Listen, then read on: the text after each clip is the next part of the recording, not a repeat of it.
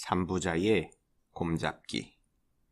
옛날 옛적 아주 오랜 옛날 이야기올시다.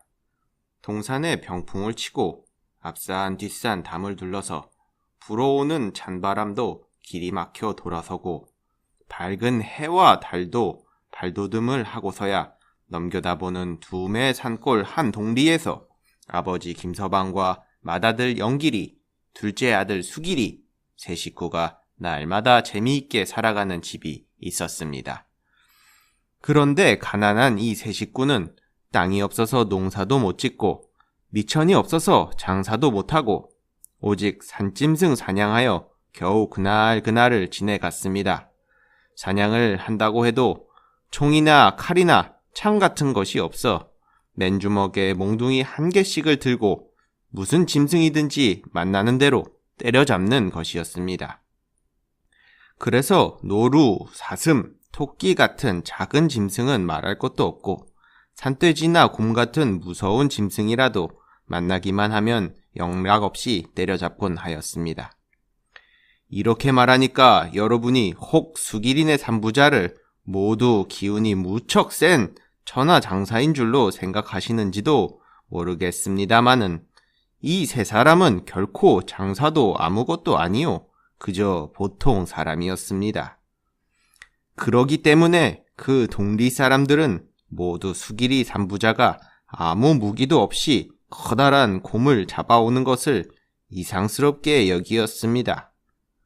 수길이네 삼부자가 총도 없이 어떻게 그 날쌔고 무서운 곰을 잡는지 참 신기한 노릇이야. 글쎄 한번 따라가 보았으면 좋겠는데 그러다가 산짐승이 달려들어 골통을 깨물면 어떻게 하나? 동리 사람들은 모여 앉기만 하면 이런 말을 주고받았습니다. 그러나 모두 겁이 앞을 서서 따라가 보겠다고 나서는 사람은 없었습니다. 오직 그 동리에서 제일 기운이 세고 겁이 없는 칠성이가 한 번 따라가서 수길이 삼부자의 곰 잡는 양을 먼 빛에서 구경하였을 뿐입니다. 수길이 삼부자가 몽둥이로 곰을 때려잡을 때는 끔찍끔찍하게 무섭고도 우스웠습니다. 삼부자가 몽둥이 한 개씩을 들고 줄렁줄렁 곰의 굴 앞으로 몰려가서는 웅손아 웅손아 하고 소리를 지르면 황소같이 커다란 곰이 소리를 치며 쏜살같이 달려나옵니다. 그때에 한 사람이 날쌔게 달려들어 곰의 골통을 몽둥이로 내리갈기면 곰은 골이 잔뜩 나서 앞발을 번쩍 들어 그 사람을 깔고 앉았습니다. 이대로 가만 내버려 두면 곰에게 깔린 사람은 핥히어 죽을 것이지만 이때에 다른 사람이 또 번개같이 달려들어 몽둥이로 골통을 갈기면 곰은 먼저 깔고 앉아 핥히려던 사람을 내버리고 둘째 번에 달려든 사람을 깔고 앉습니다. 그러면 다른 사람이 또 달려들어 골통을 갈깁니다. 이렇게 번갈아서 불이 번쩍 나도록 달려들어 내리갈기고 깔리우고 내리갈기고 깔리우고 하는 동안에 깔리웠던 사람이 또 일어나서 내려갈기고 이와 같이 한참 동안 싸우면 곰은 골통이 빠개져서 피를 흘리고 죽어 넘어집니다. 이야기로 해서는 대단히 쉬워 보이지만 수길이 삼부자가 곰 한 마리를 잡기 위해서 목숨을 내던져 한바탕 싸울 때에는 그야말로 눈코 뜰 사이가 없이 나쁘게 덤비는 것입니다. 까딱 잘못하면 먼저 들어가 깔리운 사람의 목숨이 끊어질 터이니 어찌 아슬아슬한 노릇이 아니겠습니까? 생각만 하여도 온몸에 소름이 쭉 끼치고 두 손에 찬땀이 꼭 쥐어집니다. 이 모양으로 곰을 잡아다 팔곤 해서 처음에는 더할 수 없이 구차하던 수길이의 집 살림이 점점 넉넉하여지는 것을 보고 제일 먼저 부러워하고 욕심을 낸 사람은 질성이었습니다. 그리고는 나도 한번 곰 사냥을 하여 보고야 말리라 고 속으로 부르짖으며 주먹을 불끈 쥐었습니다. 어떤 때 수길이의 형님이 가볼 일이 있어서 어디를 갔으므로 수길이와 그 아버지도 할 수 없이 며칠 동안은 놀고 있었습니다.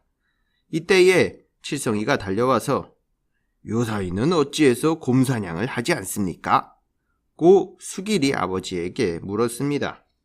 영길이가 어디를 가서? 수길이 아버지는 이렇게 대답했습니다. 그러면 저하고 같이 가시지요. 이 주먹으로 내려갈기면 그까짓 곰 한 마리쯤이야 단 한 번에 죽어 넘어지지요. 칠성이는 이렇게 말하며 무섭게 커다란 주먹을 불끈 쥐어 보였습니다. 안 돼. 아무리 기운이 세더라도 곰만큼 기운이 세지 못할 것은 사실인데 그 기운을 믿어 가지고는 안 돼. 수길이 아버지는 머리를 절레절레 흔들면서 이렇게 대답했습니다. 칠성이는 그래도 가만히 있지 않고 어째서 안 됩니까? 제가 영길이만큼 사냥을 못하리라는 말씀입니까? 고 대어들어 물으니까 수길이 아버지는 사냥이야 잘하든지 못하든지 이 노릇은 삼부자가 해야 되는 것이지 남과 같이 하지는 못하는 것이야. 꼭 삼부자라야 돼. 하고 대답하였습니다. 칠성이는 아직도 알아듣지 못하고 왜요? 삼부자가 아니면 곰이 때려도 죽지 않습니까?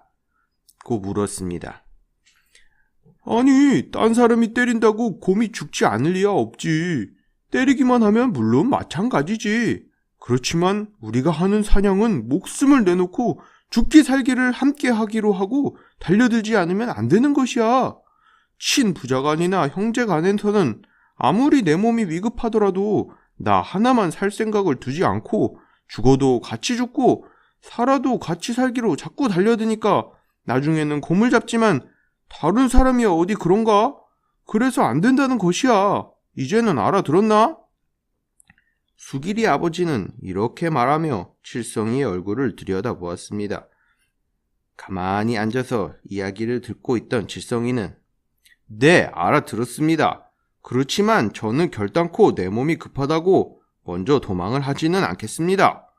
꼭 친부자간 친형제간 같이 마지막까지 싸우지요. 제가 이전에 한번 가만 따라가서 먼빛에서 곰 잡으시는 것을 보았습니다. 저도 꼭 영길이와 같이 하지요. 어서 같이 갑시다. 하며 당장 손목을 끌듯이 서둘렀습니다. 수길이 아버지는 빙그레 웃으면서 정말 그렇다고 하면 가지. 그런데 앉아서 생각하고 말하기와 실지와는 딴판이야. 네, 염려 마십시오. 칠성이는 결심한 듯이 부르짖었습니다.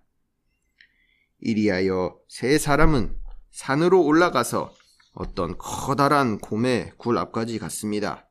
가서는 전과 같이 웅소나 소리를 지르니까 송아지 같은 곰 한 마리가 달려 나왔습니다. 칠성이가 남보다 먼저 달려들어 몽둥이로 곰의 골통을 갈기니까 곰은 조그만 눈을 흡뜨고 달려들어 칠성이를 깔고 앉았습니다.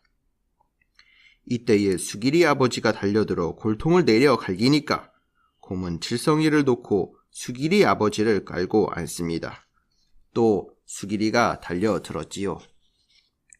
그런데 칠성이가 두 번을 배 밑에 깔리고 나니까 어떻게 급하던지 그야말로 온몸이 송편처럼 납죽하여지는 것 같았습니다. 그래서 처음 떠나올 때의 먹은 마음은 다 어디 가고 죽을까 보아 겁이 앞을 서서 다시는 달려들어 싸우질 못하고 한편 모퉁이에 서서 치를 덜덜 떨며 수길이 부자가 싸우는 양을 보기만 하였습니다. 수길이와 그 아버지는 칠성이가 빠져나갔는지 앉았는지 생각할 여가가 없이 불이 번쩍 일도록 달려들어 내려 패고 갈기었다가는 일어나서 내려 패고는 또 깔리고 하며 얼마 동안 싸워서 그 곰을 때려 죽였습니다. 온몸이 땀으로 목욕을 하시다시피 된 수길이 아버지는 숨이 덕에 닿아서 이번에도 죽이기는 죽였다마는 어째서 차례가 이다지 잦으냐 하며 수길이를 돌아보았습니다. 글쎄요, 오늘은 전보다 더 급한걸요. 하였습니다. 여러분은 누구든지 질성이의 행동을 더럽게 여기시리다. 그러나 오늘날 세상의 말로는 힘을 합치자! 한 몸이 되자! 하고 떠들지만 정작 곰 배 밑에 깔리는 것 같은 위급한 경우를 당하면 슬그머니 빠져나와서 모른 척하는 사람이 얼마나 많습니까? 그와 반대로 만일 수기리의 삼부자처럼 아무리 위급한 경우를 당하더라도 처음에 먹은 마음이 변치 않고 끝까지 싸우는 사람이 단 1000명, 100명, 아닌 단 10명, 단 3명만 엉키면 천하의 무서운 것과 못할 일이 없을 것입니다. 곰도 잡고 호랑이도 잡지요. 여러분, 우리는 다 같이 수기리 삼부자처럼 한 몸이 됩시다. 그리고 속담에 삼부자 곰 잡듯 한다는 말이 있는데 그 말의 뜻도 이 이야기를 읽으셨으니까 잘 아셨을 것입니다.